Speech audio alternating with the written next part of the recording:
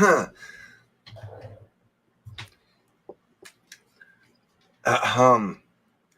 right, everyone. Welcome to our very first live streamed podcast. This is Pause for the Cause podcast, and this is episode 11. I was hoping to do our live stream on episode 10, but shit happens.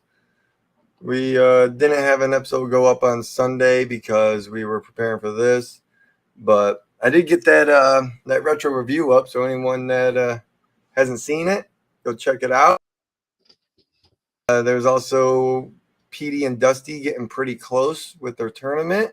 Dude, that was on last Thursday. Go check that out. We're so goddamn close.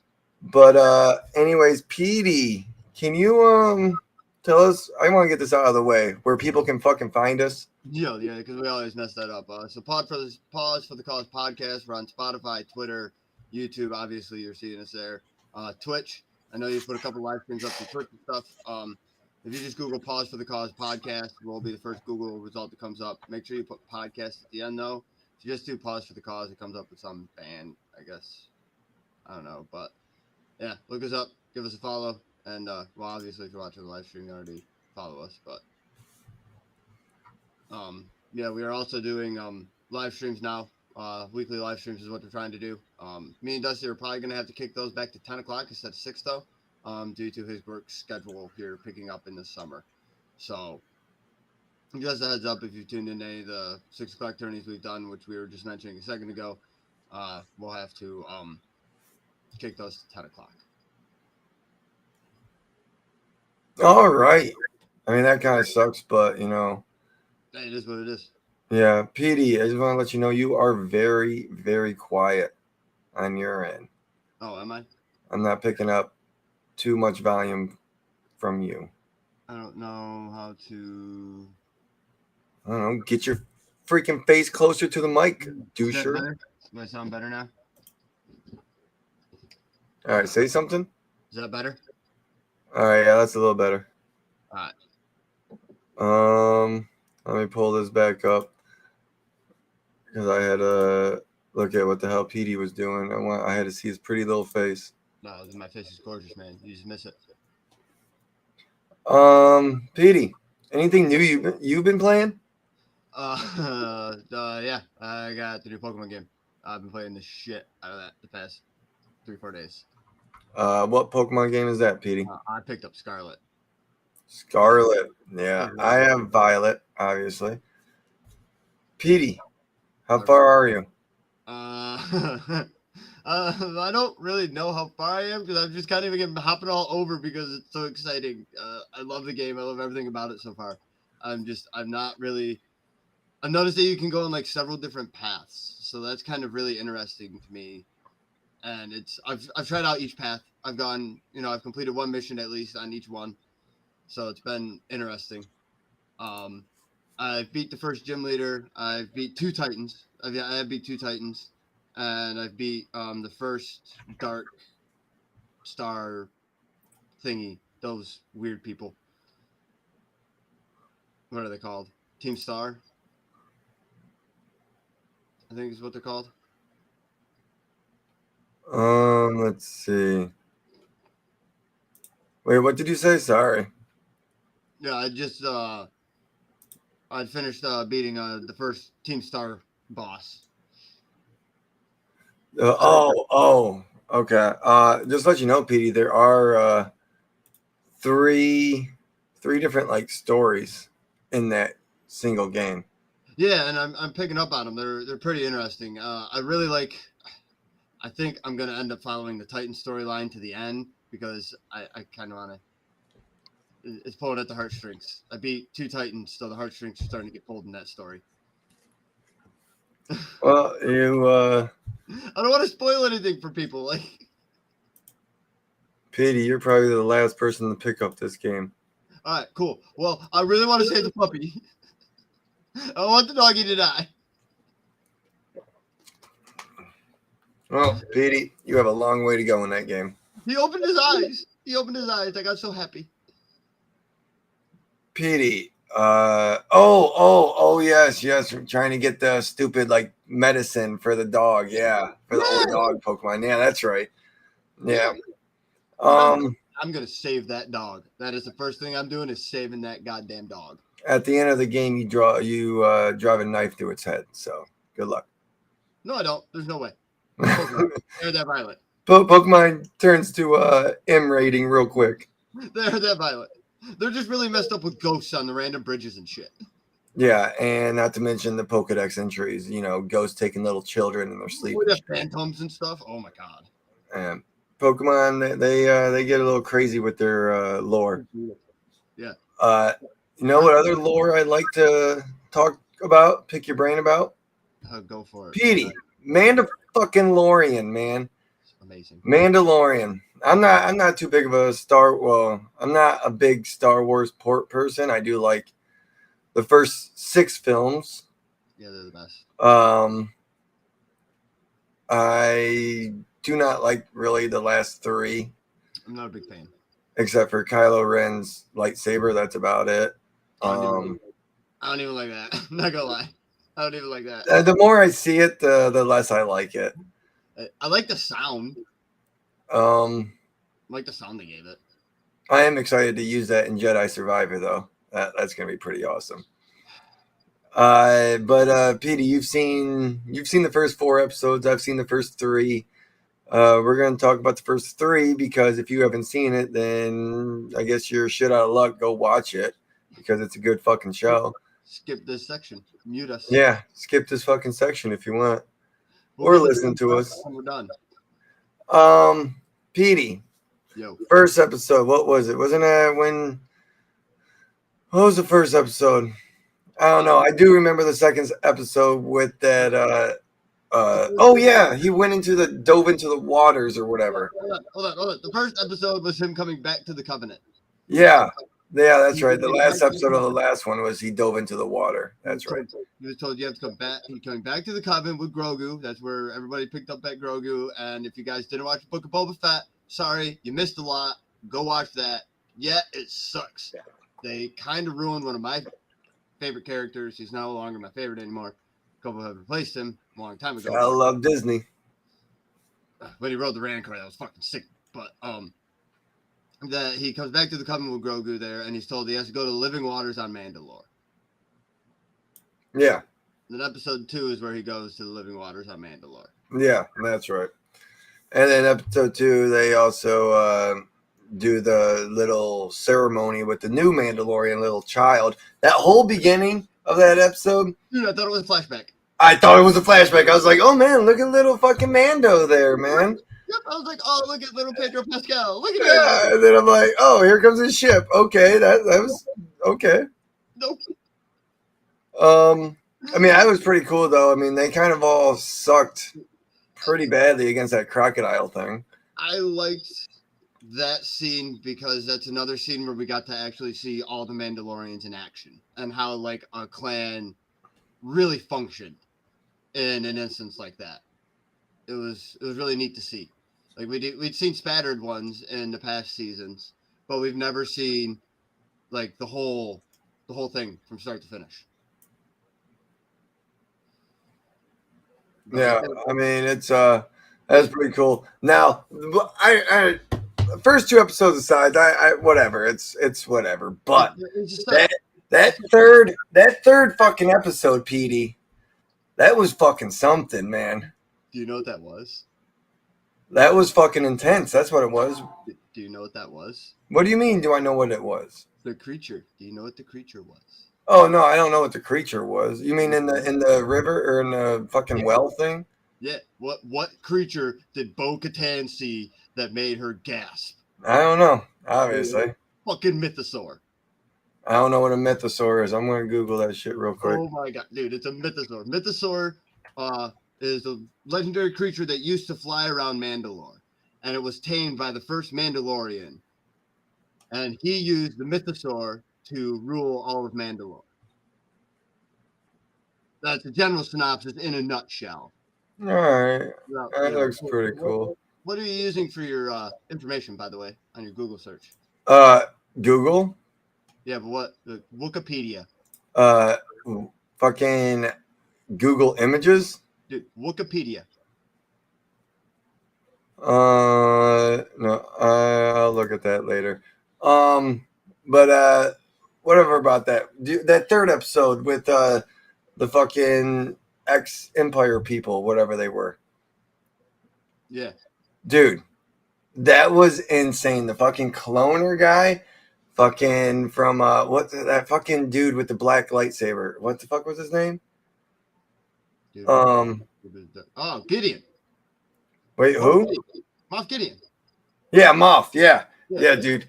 The Those reason, fucking that girl and that dude from this ship from what season one, I think, or season one, I think. do you want to know why I know that Moff's names right off the top of my head? Fucking magic. What is there a magic planeswalker card? called Gideon. There's a planeswalker called Gideon. That's pretty cool. But yeah, Moff Gideon and oh, what the hell's that doctor's name? The researcher. Yeah, that was a neat. I like how they're continuing that storyline. Dude, I know. They just picked up. At first, I started watching. I was like 10 minutes in. I'm like, am I going to see fucking Mando at all? Like, this is going to be fucking stupid. But then, I was excited to see Coruscant again. We haven't seen Coruscant yeah, since episode 3. So yeah, it was fresh to go into Coruscant again. And I liked that they showed the part about the actual rock and that there actually is a surface to the planet somewhere. yeah. Like, That's cool. I mean, and then that one bitch straight up, what's it called? The mind flayed the it's fuck not out of that dude. inventions, but yeah, they just basically zapped his brain. Well, she did. She cranked that bitch up to 11. Dude, I can't wait to. How was number 4? Don't tell me anything about the details. But how was it? I'm not answering that question, bro. You can tell me if it's good or not. I'm not answering that question. Was it good? I'm not answering that question. Not answering. You have to watch it. All right.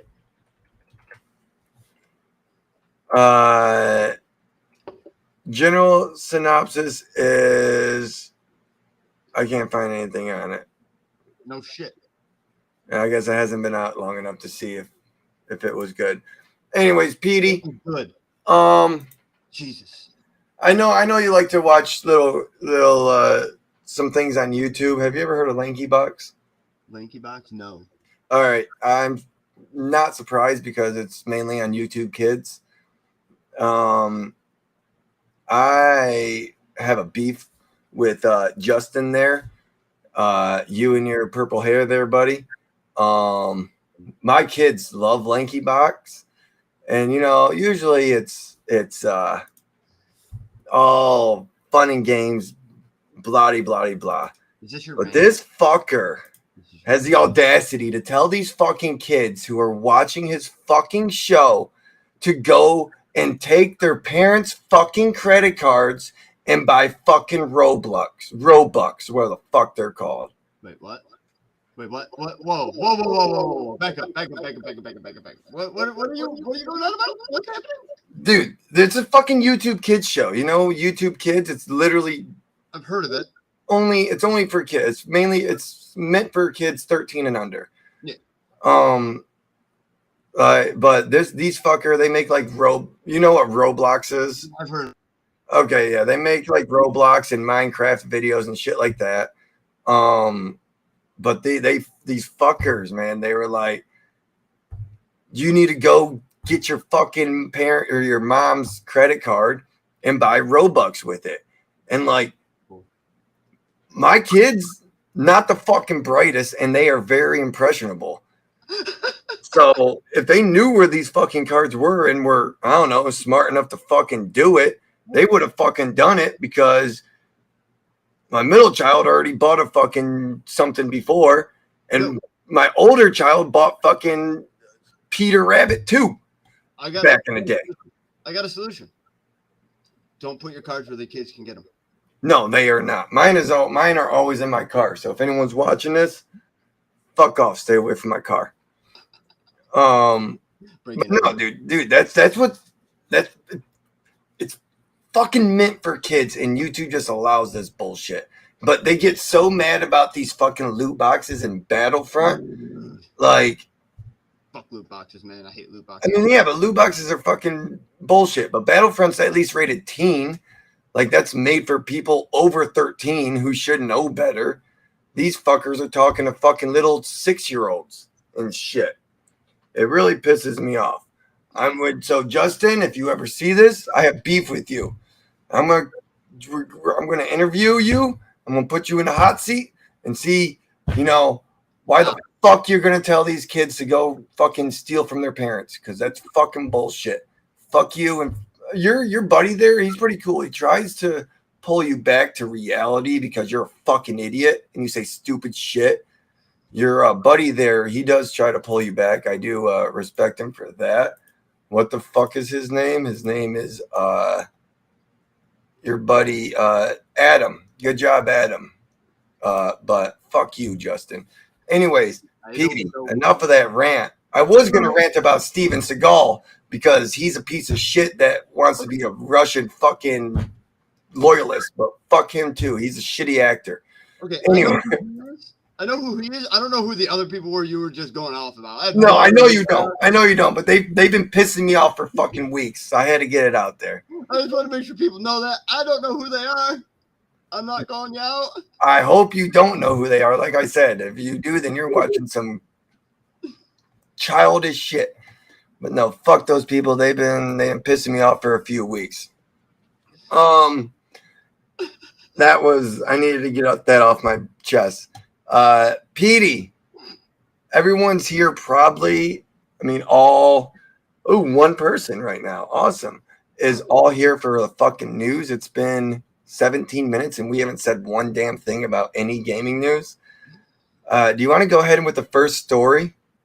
All right, yeah, I can, because this one is, dude, I can't believe this, because Sony says Xbox Call of Duty offer will irreparably harm competition.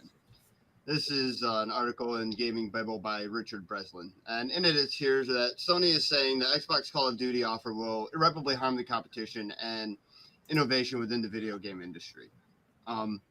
In the latest twist to the tale of the seemingly never-ending proposed $68.7 billion acquisition of Activision Blizzard by Microsoft, Sony is claiming the deal could do more harm than good to the industry. What's your opinion on that overall?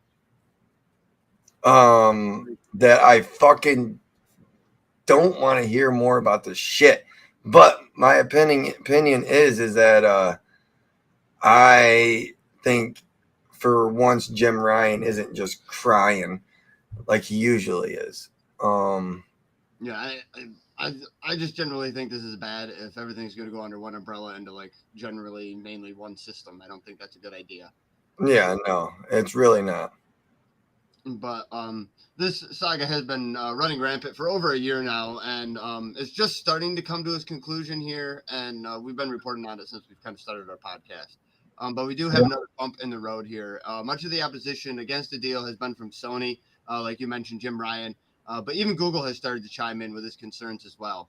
And it's been recently reported through IGN and documents filed to the UK's Competition and Markets Authority that have gone public. And within these documents, there's details on Microsoft's intentions of keeping Call of Duty on PlayStation, as well as bringing it, as we mentioned, to the Nintendo Switch, which it can't do because the system can't fucking run it, for at least 10 years, which I did see a rumor stated somewhere that Microsoft basically told Sony, you have 10 years to replace it anyways, so get to getting. Yeah. But the first thing I thought of was just fucking buy DICE. But however, despite the proposal of the decade-long deal, it seems that Sony still isn't happy. In fact, it's reported that Sony believes that such a deal would be bad for competition. And redacted versions of the observations filed by the SIE and Microsoft on the CMA's remedies notice were made public this week. Sony, in a statement provided GameIndustry.biz. The information regarding the terms of an offer made by Microsoft to provide future Call of Duty release on PlayStation was redacted at the request of Microsoft. We believe their current offer will irreparably harm competition and innovation in the industry. So I wonder what that deal actually is, what the actual specifics are about it, that they wanted it kept hush. You know, it's kind of curious. What's more, in the documents Sony filed to the UK CMA, the Japanese giant said that it would be extremely susceptible to an agreement with Microsoft. Skeptical, sorry. It was extremely skeptical that an agreement would be reached with Microsoft, and much less monitored and enforced effectively. So they're also afraid of, if they do make a deal, getting screwed over on it, which I can't blame them. Microsoft's done already with Starfield. But Sony is concerned that Microsoft could make Call of Duty more expensive to buy on PlayStation as compared to Xbox, which is a genuine concern, as not investing the same amount of time in its multiplayer. So basically making its microtransactions more expensive for every purchase, which that would suck. But back in October of Microsoft also claimed about the advantages to Game Pass, which Game Pass I've been noticing has been getting a lot of games lately. There's been a lot of news articles about Game Pass lately getting better games. But back in October of 2022, industry insider Tom Henderson reported that Sony had a deal in place that blocked the Call of Duty from coming to Xbox Game Pass. So if those reports were true, even if Microsoft successfully acquired Activision Blizzard, the likelihood that, Call of Duty would come to Game Pass wouldn't be for a number of years. So I'm wondering what they did to block it. So despite all this being dragged out for over a year with no clear end in sight, it seems that the original deadline for the deal to be completed by end of June is not looking very good. And we know that because there's still a lot of litigation going on around it. A lot.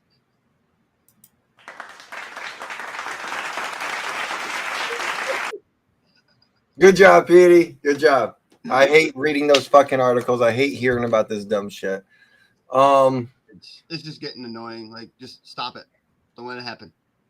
For real. I really think that Xbox would do some crazy dumb fucking shit like, hey, let's introduce a bunch of bugs into this shit. It's they wouldn't care as much on the PlayStation end. They wouldn't be as quick to like react to it. Like if the servers went down, yeah, they'd fix the Xbox servers before they even worried about the PlayStation servers. Yep. Like, yeah, and I am getting sick and tired of this shit. I mean, we see it every fucking week. Xbox and Sony fighting over this shit. I really don't think Xbox should be able to buy it. They are gonna.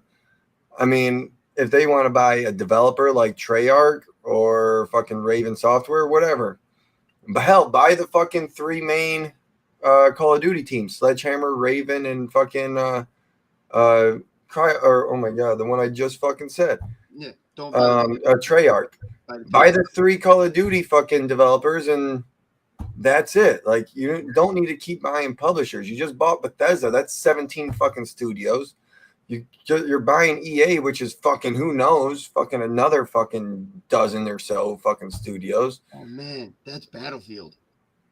Or not EA, fucking Activision. I mean, jeez, you're buying Activision, which is another dozen or so fucking studios. Like, just buy the three main Call of Duty studios and show people that you don't know how to make a fucking first-person shooter anymore, as Halo can attest to that. Fucking let Call of Duty crash and burn, and maybe Battlefield will come back with a vengeance. Dude. 2042 has been a riot. I've been not playing it lately. Yes. Anyone who hasn't played 2042, it is free on PlayStation right now. Fucking go play that shit. Download that shit and play it.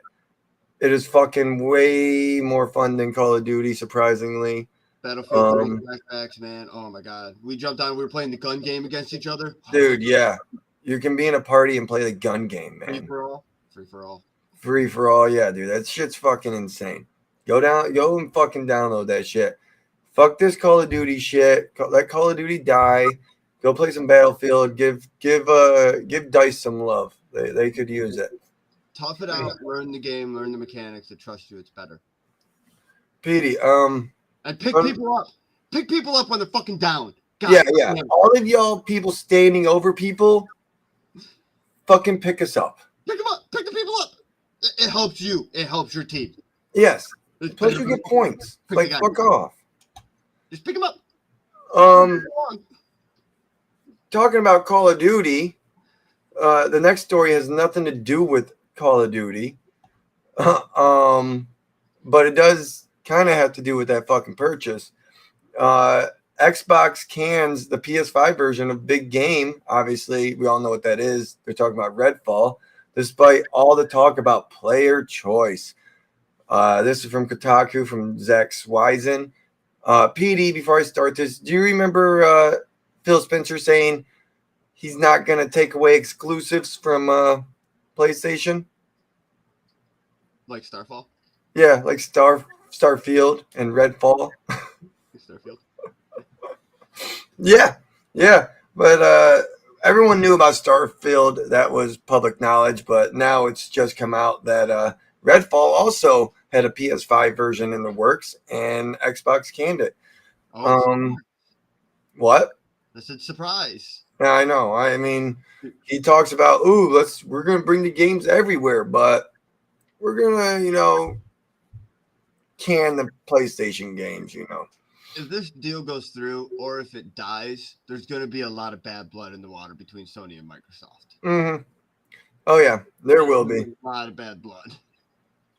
Um, the article from Zach Swisen reads: Redfall, the upcoming vampire shooter from Arcane. It looks decent, I guess. Yeah. Is only going to be available on Xbox and PC when it launches later this year. However, it seems that's May, I think, right? May something, I do believe. I'm not sure. Yeah, May 2nd. It seems that wasn't always the case. A new interview has revealed that Arcane was working on a PlayStation 5 version of the game until Microsoft bought the studio's parent company, Bethesda, and then canned the port. Remember when Xbox boss Phil Spencer said Microsoft didn't plan to take any games away from another player base? That's quoted from the article, FYI. But for real, he did say that bullshit, and we all knew this was going to happen. Due on May 2nd, 2023, Redfall is an online co op shooter that features a whole lot of blood sucking vampires. Blah, blah, blah. Fucking look up a fucking trailer. It's a fucking vampire game. You play with buddies, co op shooter. There's fucking million of them out there. This game seems so cool, and it's nice to hear that developer Arcane is looking to remove the previously announced always online requirement. Yeah, that was announced, and we didn't do a story on it because we didn't have a fucking video last week. But yeah, it was going to be online only. They said, "Oh, people are mad at us for doing that. Let's take it out." What? What do you say? I hate online only games. I hate that. No, yeah. I don't know how many times my fucking internet goes out because I have shitty fucking internet, but I still want to play a fucking game. Yeah. I want to be able to play the story at least. Yeah, I bought it. I should be able to fucking play it. Yeah, just because I can't play with my friends, fuck, I should still be able to play the base game. Yeah. However, if you are a PlayStation owner, you won't get to play Arcane's next big title, even though at one point there was a PS5 port in the works. Speaking to IGN France and translated by IGN, Redfall director Harvey Smith explained that once Bethesda was bought by Microsoft in 2020, things changed fast. We got bought by Microsoft, and that was a huge sea change, they said. They said, no PlayStation 5. Now we're going to do Game Pass, Xbox, and PC. Holy shit. That's crazy. They bought him, and they were like, stop what you're doing. Fuck PlayStation. Smith said that before the buyout, Arcane was developing the game for all platforms, and while it might suck for PlayStation owners, Smith wasn't too upset about the cancellation of the PS5 port, as the studio can now focus on one less platform, which should make development easier. And Game Pass has a ton of people that can play. It could be our biggest game ever because of the 30 million Game Pass members. There's also another thing. Phil Spencer past comments on exclusive. I'm just going to read the fucking second paragraph. This deal, this is them talking about the acquisition when it was first announced. This deal was not done to take away games from another player base like that. Spencer said, nowhere in the documentation that we put together was, how do we keep other players from playing these games? We want more people to be able to play the games, not fewer people to be able to play the games. Obviously, PD, that completely contradicts what the fuck he's doing. He's taking games away from player bases. What do you feel about that? How do you feel about that? I don't like it. It's so expensive to have to buy multiple systems to play multiple different games. Like, I'm sorry. You guys should all be working together, like, to help bring the gaming industry together as a whole and unite everybody. But instead, you're making people choose sides in this like console war shit. Like, that's always been a beef of mine. Like, some systems are better than the other. It's just the way it is. It doesn't mean one needs to start freaking buying all these other shit and taking away from the other one. Yeah, I completely agree. This is bullshit. I mean, when PlayStation bought or when Sony bought Bungie, they made it a point in their press release, we're going to stay an independent studio. Sony's just going to be our owner publisher. They already promised we're going to continue making games for multiple platforms. Xbox has not come out and said, hey, Activision or Bethesda are going to be independently ran. But no, he's like, hey, we're going to just make games for Game Pass because I still don't understand where the fucking value. I mean, I understand where the consumer's value is. It's cheap and you get to play a bunch of fucking games. But I don't understand how it's benefiting Xbox. You're spending hundreds of millions of dollars on these games, and like you're also paying other companies, hey, we'll pay you tens of millions of dollars or whatever to put your game on Game Pass. Like they're not making that much money. I'm wondering if it has something to do with them getting so outsold and demolished by the PlayStation. I think they're doing it at a loss to try to. It's them trying to get a foothold back. Like here, our system's cheaper, our Game Pass is cheaper, and you get all these brand name games with this Game Pass. If I'm a new person coming in and buying a new system, trying to upgrade to the new system, like I've contemplated about it because the system's cheaper. I can do Game Pass and I can get all the latest games. I've contemplated on going to buy a new Xbox because they're extremely cheap compared to the PlayStation. Like it's a draw. The cheapness to it and the ability to play all the games for such a low price, it's a draw. It's a major draw for the system. And I feel it's Microsoft's reasoning. Like they're just trying to draw and get that base. Because once they have the base, they can just start pumping out games and it's just automatic change. Yeah. That's my outlook on it. I mean, I completely agree with you, PD. This is yeah, I mean, I completely agree with what you just fucking said. I mean, yeah, you're gonna play where the games are cheaper, or where it's cheaper to play the games, I guess. Yeah, like look at how much it's costing you per pop for the newest PlayStation game that's popping out on a new system. It's $70. If I go get Game Pass, I can get sometimes the newest game off the shelf right there in my hands. However, those are all third-party games.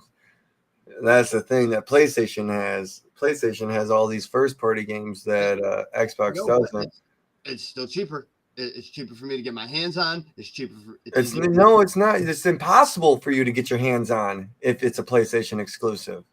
Well, no, that's what I mean. Compared to the Xbox, the Xbox is cheaper. It's easier to get my hands on compared to the PlayStation. Oh yeah, you mean the actual Xbox? Yeah, but I mean, yeah, if you're looking to play, your Battlefields, your fucking Call of Duties, your fucking Assassin's Creeds, that shit. Yeah, Xbox, you can buy the console for cheaper, and you can get Game Pass. Yeah. If you're not looking for the mainly, unfortunately, sorry, if you're not looking for something that's mainly storyline driven, and you're looking at your FPSs and mainly online multiplayer games, yeah, Xbox is going to be a better system for you. It's cheaper, it's easier to access. Even though statistically more FPS shooters play on PlayStation, which really pisses me off, because Xbox is going to steal all of those people. And that's fine. but it's it's the money grab at that point. They need to get a foothold. They need to get a foothold back. I know that, but that's just proven a point, though. More people are willing to play, or more people are willing to buy a game outright on PlayStation than they are on Xbox. More people are Which, whatever, that's fine. I mean, I'm more willing to pay $70 than go play it on Xbox. I'm a trophy hunter. I also prefer the graphics and the speed and the capabilities. Plus, the fucking controller is a hell of a lot better on PlayStation. That's my own personal opinion. What pisses me off is that these if they do take this Activision bullshit, they take Call of Duty. Even if they like they said, we're gonna keep it on PlayStation, but like the last article said, are they going to keep updating it? Are they going to fucking fix any bugs? Are they going to fucking give a fuck? I honestly will not go get Game Pass for Call of Duty. I would pay $70 for PlayStation if I knew it was going to be the same version, but I won't even go get Game Pass for Call of Duty. I mean, I know there's going to be people that go out there and buy Game Pass for Call of Duty. So look at it from this standpoint. The only reason that you pretty much have the system in the first place is to play Call of Duty with your friends. It's the only reason that you have a system at all. Who? Me? Just that type of person. That type of person. Okay, yeah. That's all they need the system for. Yeah, Game Pass, Xbox, cheaper, better system, easier access. Oh, you can't say cheaper, better. You can't say better. You cannot say better. Better access. Better access, yes. Better, no. No. It's cheaper, easier access. Easier access. Okay. Easier access, not better. Don't mind him, guys. He went a little crazy there for a second, saying Xbox was better than PlayStation. No, I never said it was better. I'm not a PlayStation fanboy. I just don't like the way Xbox is fucking taking their business since the Xbox One. I love the Xbox One and the 360. 360 is one of my favorite fucking systems. I had the Star Wars one. I had an R2 one. I remember that. Whatever. Yeah. That was one of my favorite systems. But then I think their marketing and the way they moved ahead with their fucking gaming, it just didn't appeal to me. I went from 360 to Xbox One. I had an Xbox One for probably a year before all my buddies went PlayStation, and I said, "Fuck it, I'll go see what this whole PlayStation thing's about." Got a PlayStation, never looked back. Yeah, I don't know what it is. I bought the PlayStation. I literally boxed up the Xbox within the next 3 days, and I never touched it again. I still haven't touched that Xbox again. Like it's ridiculous. I don't know why. I'm not a fan of the system. Yeah, I literally bought mine, and all I've done on it is play fucking Xbox originals and Xbox 360 games on it. Yeah, that's it. I mean, it was like I said in the previous episode, it was a big waste of money. That really annoys me. I mean, I do like that I can play the Fables and shit from the 360 era and Xbox original era, but I have that all on my PC. I mean, yeah, I have all that shit on my PC too, and it's like, man, that really annoys me, especially because I bought Alpha Protocol and I bought Two Worlds 2, or maybe Two Worlds 1, whatever, 2. On 360, I popped them bitches in there, and they were like, hey, these games, they're not backwards compatible, so fuck you for buying it. That's what popped up on my screen when I tried playing them.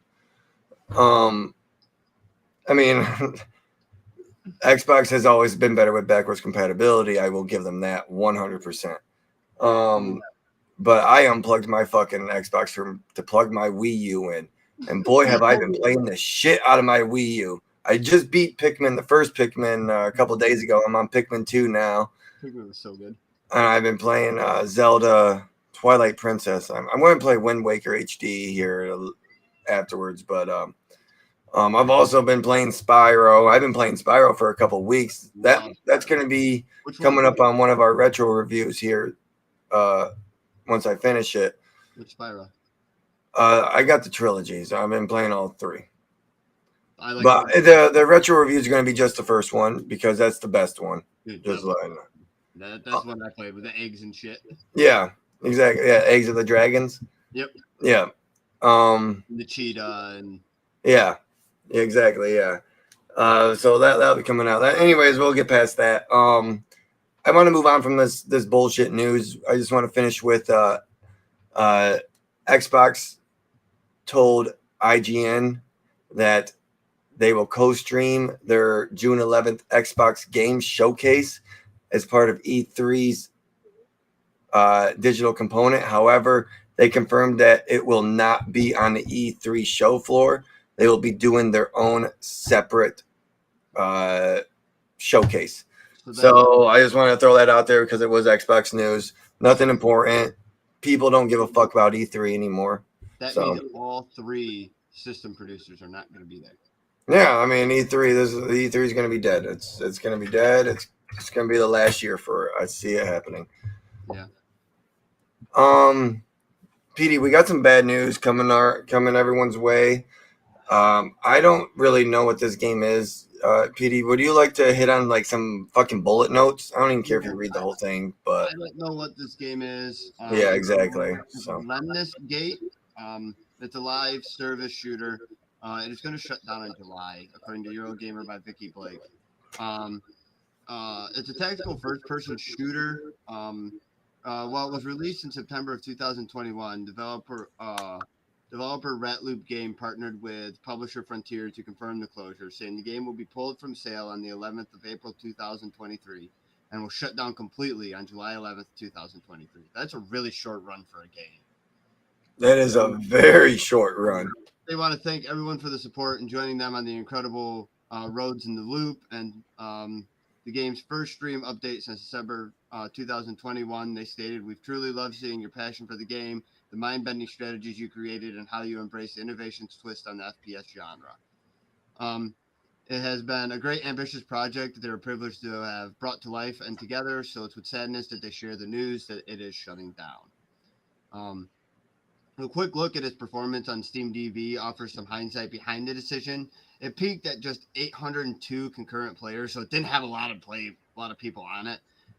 But it just never got off the ground, and it struggles to attract more than half a dozen players at any one time. And I've never even heard of this game. Like, Dude, I after I read this article, I looked it up. It looks like it would have been pretty fun, man. I'm disappointed that I never gave it a chance. I never even I never heard of it. Like Yeah. you said, I never fucking heard of it. But I definitely would have given it a shot. Like, it looks like a good game, but now I'm not gonna go buy it just for it to shut down in 3 months. yeah. They should make it free. If they made it free for the last 3 months, I would give it a shot. But, Yeah, I'll go get 2 plays. Okay. yeah, that was some shitty news. Game shutting down. I never heard of anyone that plays that game. Good luck. You won't be playing it for very much longer. Sorry for your loss, guys. Some other bad news, as some people would put it. I don't really care because I think this is funny as fuck. Forspoken. PD, do you remember that game? I remember everybody was talking it up, and it looked great. Like me and you watched a couple of different streams that had the show on or the videos on it and gameplay, and it was ticketed as a big game, and everyone was definitely talking about how it, should carry some weight for the rest of the games for this year. Yeah. Well, You did? the game sucked. Oh no! The Oh no! sales were very lackluster, according to Square Enix, and I think everyone saw this coming after the what's it called, the demo released, and everyone was like, "Wow, this game is fucking cringy as fuck." It was like 80-year-old guys writing for fucking teenage girls. That's fucking is shitty writing. That's what everyone complained about. Shitty writing. Beautiful fucking graphics and shit. Shitty writing. Yeah. Can't deal with the writing. You don't want to listen to the main characters. Anyways, Eurogamer by Tom Phillips reports on this. I'm not gonna read the whole fucking story because I don't really care about Forspoken. But anyways, the gist of it, the game got shitty reviews and it got shitty sales. Oh man. There is some bad news that does come with this. I mean, I don't really care about this game. The bad news, though, I have to bring up. Last month, Square Enix announced that it was folding the developer Luminous Productions into its main operations, ending its existence as a separate entity amidst its redistribution of staff. Um, so yeah, they said, you guys, your game sucked, so we're gonna fucking get rid of your studio. I mean, yeah, they absorbed them into the main company, but they might as well have said, fuck you guys, we're getting rid of your studio. The name of your studio will never be on another product again. I feel bad for those developers because Square Enix, they have been the new leadership over there has been really shitty in my opinion. Just like Ubisoft, really shitty, going the wrong way, going towards crypto bullshit, NFTs, fucking just caring more about money than the player. I mean, that's very, very, very clear to fucking see. Luminous Productions only put out 2 games. Wait, what? They only put out 2 games. Who? Luminous Productions. I know. Yeah, exactly. They didn't even really have a fucking chance. 2016, 2023. Yep. 2 games. Yeah. And so they never really had a chance to say, "Oh shit, let's learn from our mistake and make a better game." No, it just got canceled. Yep. But other than that, there is. I just want to remind everyone that Final Fantasy 16 is coming out on June 22nd.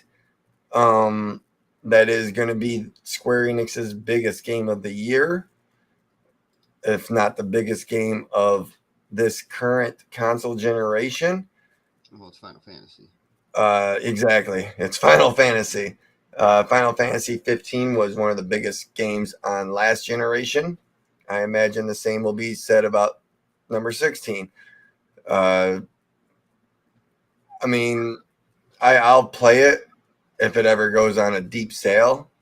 I'm not a fan of the real time action Final Fantasy. I like the turn based Final Fantasy back in the day, but they will never go back to that, unfortunately.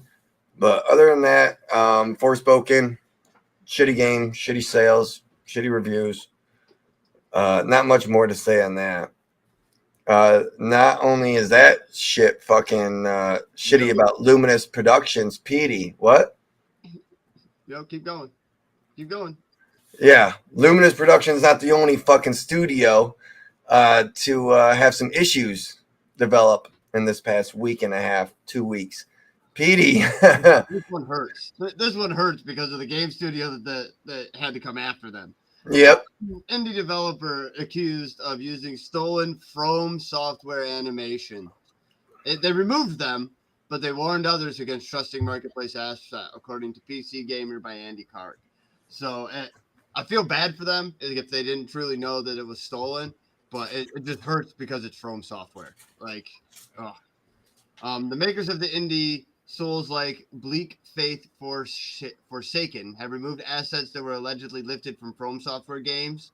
Archangel Games says Epic Games has now removed the third-party listings from the Unreal Engine marketplace, but it still hasn't told the studio whether or not they were actually stolen.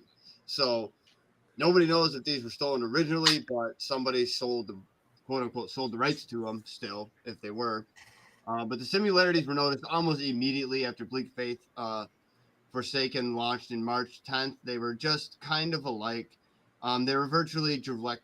Sorry, they weren't kind of alike. They were virtually direct copies. And anyone that has spent any amount of time in any From software game, you know their mechanics and the way that they move with their animations. It's very, very particular to them. They're very known for that, obviously. But for instance, they showed like there's a comparison to like the Claymore and Bleak Faith and the Straight Sword and Elden Ring, and it's just everything is dead nuts the same. There's no difference in the timing, the stance, anything. It's all the same. But they decided to be preemptive as a sign of good faith, and generally we're very pleased about the customers in Epic Marketplace. They said on Archangel's Discord, we'll let you know what they say about it and we'll respond accordingly. But they pulled everything immediately so that nothing really happened. So I don't know exactly how that's going to change anything, though. What happens with Bleak Faith now? Like, is it Well, Petey, there is an update to the article. Oh, there is. It announced that it received a reply from Epic, but it wasn't terribly informative. Um, Pursuant to the marketplace distribution agreement, each marketplace seller represents and warrants to Epic that they have appropriate rights to upload their content. As with any store that hosts third-party content, however, Epic is not in a position to independently verify such rights, and Epic makes no such guarantee to purchasers of the content. Basically, they're saying, "Fuck you! It was your job to make sure it was right." It doesn't know. It can't say, and it obviously doesn't seem like it really cares because it's not on the hook either way. Like, um, the assets in the case have been removed from the marketplace, which is what ultimately prompted Archangel to remove them from the Black Faith for Spoken. Um, Epic's response is not satisfactory for them, they said, and they've taken decisions to replace the assets purchased from the store over the next several days. Some changes they included in recent patches and coming in the next few days. So they're just changing. Seems like they're just going to update the game and patch it and gently get rid of those animations and put in new ones. Um, Archangel said in a statement that it sent to PC Gamer that it removed the questionable assets out of respect for the original animation artist and the players, replacing Good them job. Good job. an ongoing process that will include frequent patches and address buys, balance issues, and feedback from players. So I give them a lot of respect for immediately just going, whoa, ho, we didn't know, but we're just going to eliminate all problems. That's good. Yeah, good for them. At least they're not like trying to fight it because that reminds me of another company, another developer that decided that they were going to try and fight Epic about assets. And this people may know them. They created one of my favorite games of all time, one of my favorite 360 games of all time. It was a 360 exclusive.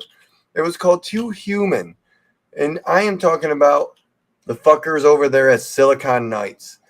They got in trouble, and instead of fucking they were like, "Hey, we're gonna sue Epic for whatever, I can't remember, but I do know that during that lawsuit, Epic was like, "Hey, you're legally using our assets. Fuck you guys." And then they were forced to go bankrupt and close down and all that shit.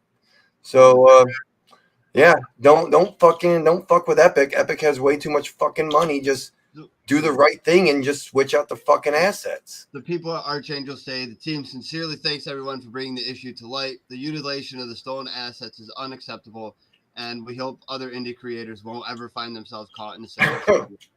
Asset marketplace are a critical resource for development teams, particularly those on a minimal budget. We hope the proper vetting and review protocols are put in place and soon provide verified assets for creators of all shapes and sizes to use their upcoming projects. Yeah, hopefully no one's ever stuck in this again, and there is a little bit more checks and balances on the way shit. Yeah. And if you are like, do what Archangel here did and do the right fucking thing and just change shit. That's all you gotta do. Yeah, remove it. Like it's not yours. Yeah. Don't steal shit. Remove your own shit. Even if you bought it, if it was illegally stolen to begin with, it's still not yours. It was. Yeah. Do your homework. I mean, it is good that they're doing the right thing. It does seem like, I mean, from all the shit that they're doing, it does seem like they are sincere. Like they didn't know that they were actually fucking doing this. Yeah. But it still sucks for them. I do want to look at this game. I was meaning to look it up, but I haven't seen the video for it yet.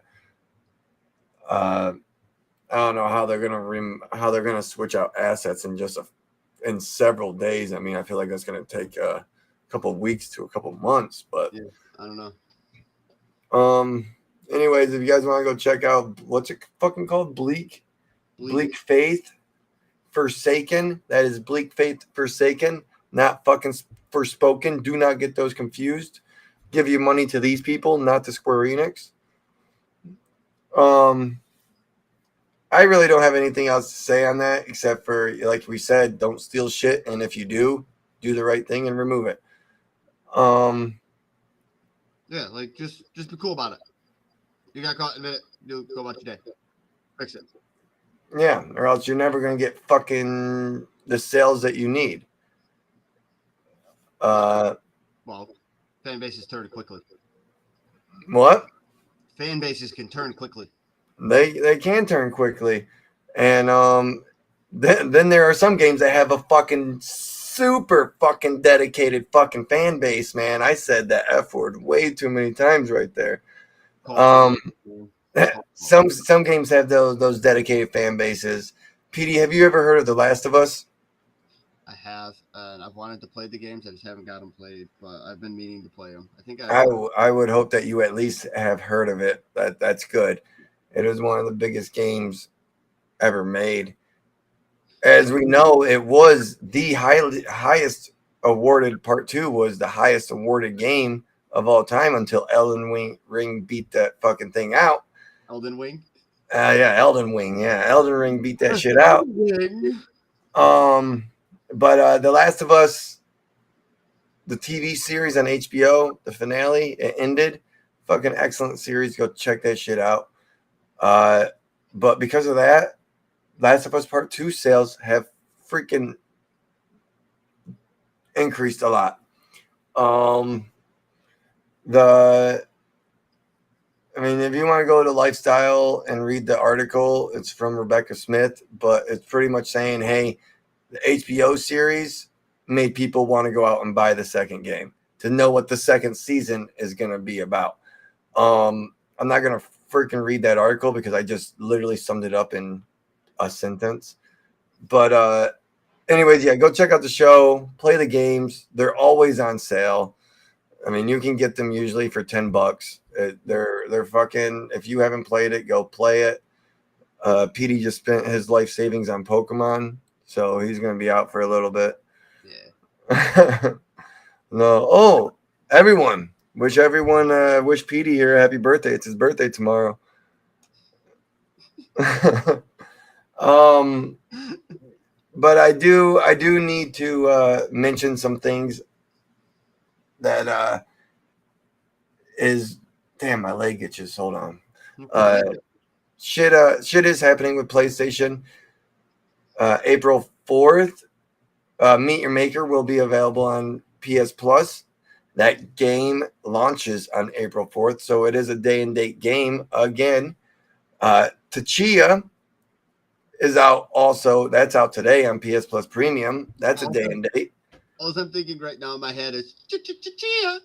Like Chia Pets. Oh yeah. That game looks stupid as shit, but that game did get a 79.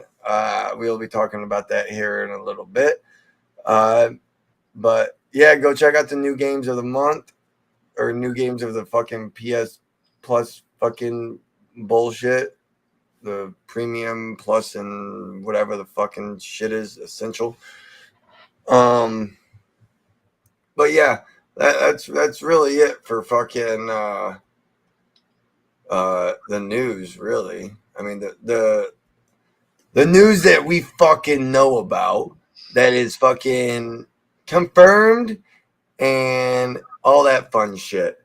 However, Petey, I do want to lead into Do you have sound effect for the transition? Do you have sound our effect? new fucking segment. Not new because this is the second week we've done it. Petey, don't ruin it. This is the rumor mill. This is PFTC rumor mill.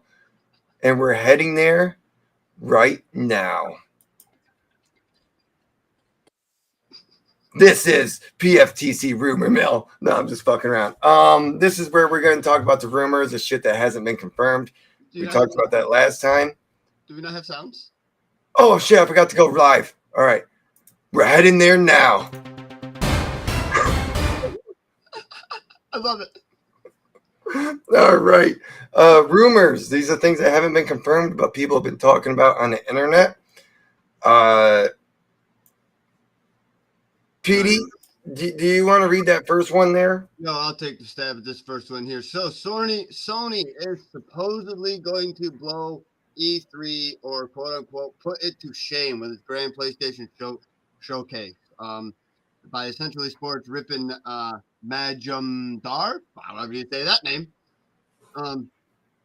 Last month Sony hosted a state of play where they unveiled more titles like Resident Evil 4, Suicide Squad, Kill the Justice League, Naruto, Ultimate Ninja Storm, and many, many more. Fans may not have been, however, fans may not have to be unhappy about the state of play for long, as Sony is possibly still keeping their ace concealed under the sleeves. So they're going to try to do their own thing. As we know, they're not going to E3, so Nope. they're going to do their own thing, and hopefully, according to this, they're going to put it to shame. I hope they do. Yep. Some reports have predicted that they'll showcase things like Spider-Man 2, Wolverine, but aside from those games, some PlayStation fans expect Naughty Dog possibly to make announcements about the season of Last of Us 2 multiplayer mode being announced. I didn't know they were even thinking about doing that. Did you? What? They're expecting Naughty Dog to make announcements about the Last of Us Season 2 for the game's rumored multiplayer mode. Well, the multiplayer mode they've been talking about for 6 years now. Oh, okay. So it's definitely still just in the rumor mill forever. Yeah, that's just one of those things that's like, oh, they're going to talk about it this time. Oh, no, they didn't. Kind of like Half-Life 3? Exactly. Except, yeah, exactly.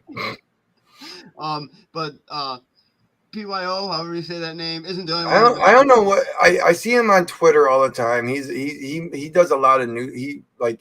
He finds out a lot of new shit, and I retweet him a lot. I don't know. I've never known if it's PYO. I've never known. So, anyways, he mentioned some things here, and he stated that it's going to help assist the transition of the PlayStation 5 to its second generation, and fans should take the rumors with a grain of salt as well. So, there's definitely some interesting things going on in Sony, and hopefully the showcase will give us some more information. And actually does put E3 to shame. And I hope they do. Not only that, but now, as we heard earlier, Xbox is going to have their showcase June 11th. So they're going to have to deal with that competition too. And you already know Nintendo's going to do their own shit. So Sony needs to do something big because they haven't had like a good showcase in like a year and a half. Yeah. I mean, like I said, I hope that's true. I'm not holding my breath. June is 3 months away, so we'll see. There is something that I am excited for. The PS6 will be after 2027. Petey, did you hear about this? I did not. I heard that there was a release date rumored. I just never clicked the article. All right. Well, this is from PS Lifestyle by Nick Tan. Sony has scheduled the PS6 release date to be after 2027. I don't like this rumor only because this is very, very reachy. They are really reaching for this this article, but you'll see when I get down there. I guess the reason I didn't look into it is because I don't even have a PS5 yet, so there's no reason for me even to think about the next one. Yeah. Well, you'll see what I mean by with what PlayStation said. They're really trying to reach for some fucking article here. The once confidential document is now available. Anyone can go freaking read it. It's 22 pages, but it started page 8. Sony claims Microsoft had offered to continue making Activision's games available on PlayStation only until 2027.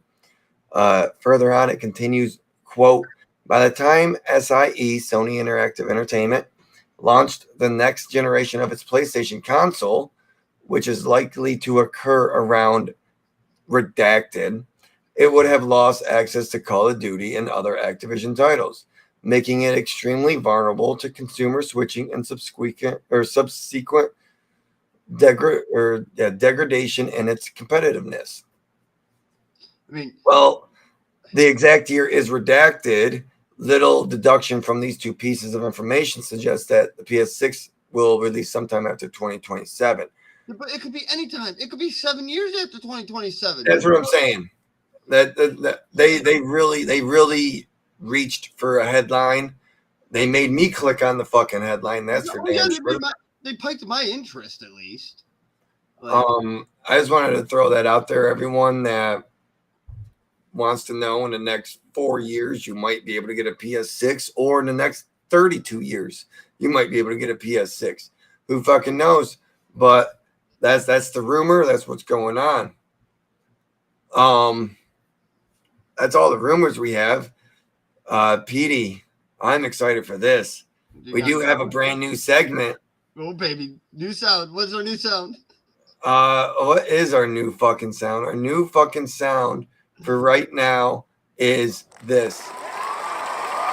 Because it's the only one I have right now. I didn't think of Powered doing by a new Riverside sound. FM. There we go. We are doing a review roundup each week. If there are some decently big games releasing, we are going to let you know what fucking Metacritic thinks of him. I got 3 games on here. There are, 3 of them. We're going to go Petey, me, Petey, just because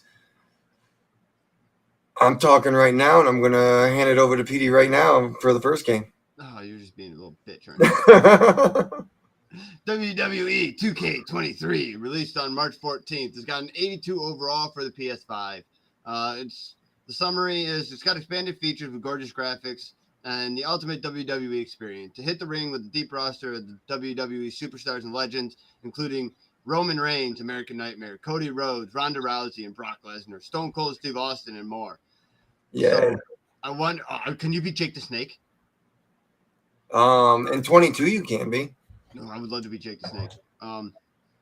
Overall, I love this game, and apart from War Games, according to Daily Star, I can see myself playing this for hours upon hours without getting bored of it. The days of button bashing your way through a WWE game are definitely over. Dude, I used to just button mash all the time. Oh, yeah, dude. I used to play the shit out of WWE games. Dude, yeah, just button mash the shit out of it. Hell yeah. Throw people everywhere. If I can get a hold of you, I'm throwing you, bitch. Dude, if there's a table or a chair in the ring, I'm picking that up and someone's getting smashed with it. Yep, easily. Yep. Whereas WWE, according to Game Rat, which gave him an 80, WWE 2K 2022 was a rebuilding year for the franchise, and 2K 2023 is all about building on that foundation, offering players more bang for their buck and taking everything a step forward. There's still plenty of room for improvement for sure, but WWE 2023 is easily one of the best WWE games of the past decade. I don't know if they had WWE in there enough times. I know. They really want people to know that they're talking about WWE 2K 2023. 3, 4, and at least in 4 lines of text, they mentioned it 4 times. Yep. Once in each sentence. No, twice in the first sentence. Yeah. Digital Trends gave it a 70 and said that it's another successful chapter in the wrestling series comeback story, but the red flags of annualization are starting to appear already. So basically, I think they're saying, hey, it's going to look like another Madden, NHL, FIFA game in like a year or 2. It's just going to be the same shit with some one random new feature. Yep, that's what's going to end up happening. I'm not going to get it unless it comes free somewhere. I'm not a big wrestling fan anymore. I was, like I said, as a kid. N64 era, PS2 era, PS1 era, I was fucking on that. SmackDown, Raw, those were the shits. Fuck yeah. For the next game, we have Resident Evil 4. That comes out in 2 days. I am already pre-ordered this game. I am fucking excited as shit for it. I love Resident Evil 4. I've talked about it numerous times on this podcast. It has a 93 overall. This is also for PS5. Sorry, these are I just grabbed whatever articles popped up when I searched the game. Sometimes it's PS5, sometimes it's Xbox, sometimes it's PC. Whatever the first review is, I grab. This is 93 overall for PS5. Summary is Resident Evil 4's 2005 legendary survival horror is brought fully up to date in this ground-up remake.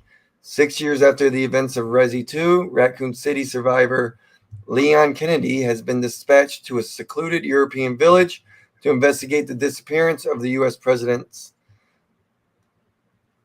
kidnapped daughter, is what I'm going to say, because I forgot to expand the fucking summary. But Leon goes to save a kidnapped president's daughter, and some crazy shit happens because it's fucking Resident Evil. There's a village. there's a church, there's a lake. There's a lot of shit. Anyways, PlayStation Lifestyle gave it a 100. The Resident Evil 4 remake is a remarkable achievement that walks the fine line between action and horror, appealing to both old and new fans of the series. Capcom has kept the original essence and expanded on it with beautiful and detailed environments, expanded gameplay, and deeper character development. While the absence of Mercenaries mode and Ada storyline at launch is disappointing, Ada storyline is pretty fun. Mercenaries, of course, awesome. Mercenaries is like a horde mode, FYI. The overall experience of the main game more than compensates for this. Resi 4 Remake is an exceptional example of how to reimagine a beloved classic properly and is undeniably a must play for both horror and action fans alike. Also, for these reviews, I try to take different ratings so we can get different insights on why they rated them, what they rated them. However, Resi 4 got a 93, so there were a shit ton of hundreds. Games Hub is another one that gave it 100. The Resident Evil 4 remake features several smart choices that help it feel true to the original, but also shapes the adventure into something that overall feels more cohesive, modern, and thrilling than ever. It's a stellar example of how to revitalize a classic in an attempt to make Resi 4 with more. Oh, to revitalize a classic. My bad. I lost my fucking thing I was playing with. Silicon Era gave it a 70. So let's see what their one sentence is. In an attempt to make Resi 4 with more modern sensibilities, it has left behind what made the original game so great to begin with. Okay. That is their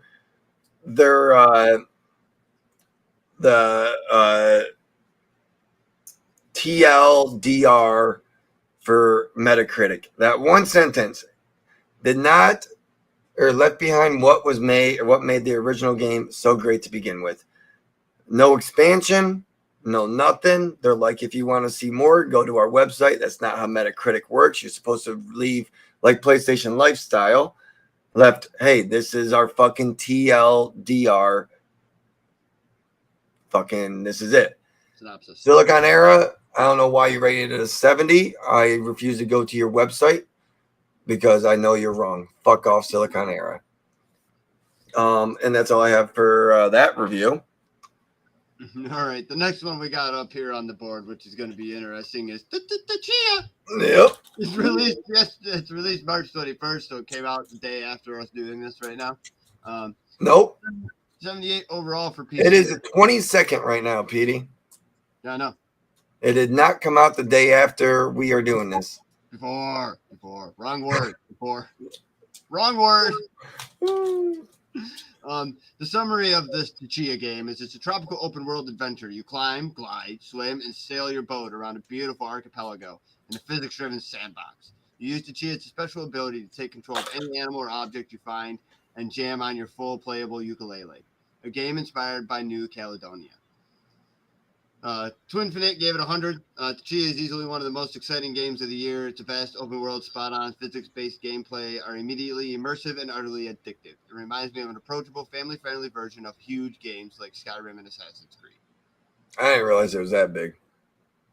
Yeah, I didn't realize it was that big either. That stupid trailer they showed at that PlayStation showcase that one time. It didn't look like it was going to. It looked fucking stupid as shit. Yeah.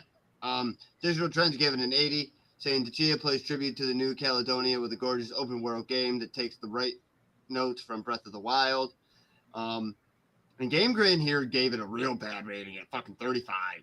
35. Yeah, the most infuriating part about Chia is that the very few enjoyable moments are incredible, letting you see exactly how great of a title this could have been if it weren't for its many lacking elements. What elements, though? Yep. Unless you want to read the whole 2,000 word review, everyone, you can go check out Game Grin and see why they gave it a 35. Petey read it. It's just like the one I read from Silicon Era. they give, hey, we don't like this game, but we're not going to tell you why. So if you want to go check out Game Grin, go check them out. Never heard of them. Fuck them. I mean, like I said, when I saw this first trailer, I thought it looked shitty. But apparently, it's a good game. I mean, it's going to be free on premium. I'm going to have to check it out. Yeah, definitely. But that's all for the reviews. Actually, that's all for the news, the reviews. I mean, there's really, that's really all there is. Petey, a live show. We have had, we got our first live show in. Yeah. How do you feel about that, buddy? I don't know. It's entertaining. It is. I mean, we went for an hour and 15 minutes. We've had 3 views on it on YouTube, 1 view on Twitch, which I do believe is myself, but I think one of the YouTube views is me. Oh, well, fuck you, Petey. So hopefully when this thing, hopefully after we stream, people will go back and check it out like they did your guys' stream for your gaming. I want to apologize. We did not have a stream yesterday. We're in the process of trying to figure out how to link Discord between streaming and all the consoles because we have friends that play on Xbox and friends that play on PlayStation. So once we figure out how to be able to talk to everyone and everyone be able to hear everyone, we'll start streaming the game nights. Petey, you already made the announcement of your game night. Are you guys playing at 6 this week or 10? I think we're probably going to lean towards 10. I'm not sure. I'll get a hold of Dusty and we can tweet it out just to make sure tomorrow. But all right, yeah, we'll tweet out. We'll tweet it out. I thought he said after this week you'll have to move to 10, but I think he said after this week. So I think this week 6 and then 10 the week after. Yeah, 10 starting the week after. Yeah. Anyways, if they're not live at 6 o'clock, feel free to watch 4 hours worth of our videos until they do go live at 10 o'clock. Yeah. I'm okay with that. Other than that, Petey, do you have anything else? No, that's all I got, except pick up the new Pokemon game. It's dope. It's awesome. It is a good game. They have fixed a lot of things in it since launch. It's still buggy. At one point, I went. I walked from the little Pokemon over to the hill part. You have to go that little short distance. Yeah. My guy glitched and didn't even step. I just glided to it. Nice. Yeah, look at that glitch. I haven't ran into any big glitches in that game, surprisingly. Like none. But yeah, go pick up Pokemon. What else? Go watch all of our shit. Petey already told you where to find us. Whoop, whoop. I don't know. Yeah, I mean, there's really nothing. I want to thank everyone that was here because it does see that we had some viewers. If me and Petey are 2 of them, that means we've had at least 1 other person. So I do thank you. And anyone that does watch later, I do thank you for watching. Of course, I thank all of you guys for tuning in, no matter what it is. Even the 700 plus people that watched the review that was put up on Saturday, I thank all of you. But that's really it for me, Petey. I mean, anything else? The only other thing I got is just remember when life's getting you down and you're feeling real. All I gotta do is you just pause for the cause, man. Damn right, homie. Pause for the cause. All right. See you all next